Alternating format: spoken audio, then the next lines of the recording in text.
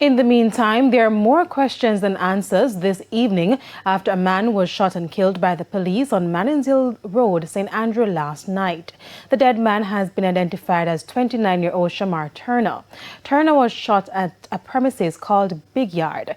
Residents believe a disagreement stemming from a motor vehicle crash between the police and a resident may have led to the incident. An alleged eyewitness explained they were celebrating the new year like thousands of Jamaicans when several police officers entered the yard and shot Mr. Turner multiple times. The champagne and throw in my cup and him throw out the champagne. So in the hour now to 12 o'clock, the fireworks start,